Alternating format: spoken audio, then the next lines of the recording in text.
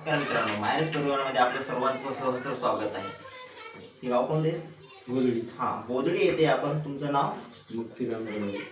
मुक्तिराम धनवे यांना divine 69 pro हे आपण पावडर फॉर्म मध्ये दिलं होतं. यांना ह्याच्यापूर्वी, हे देण्याच्या पूर्वी यांना आजार होता. यांना चालतेवेळेस दमा, बीपी, शुगर, आणखी काय होत होतं बापू तुम्हाला?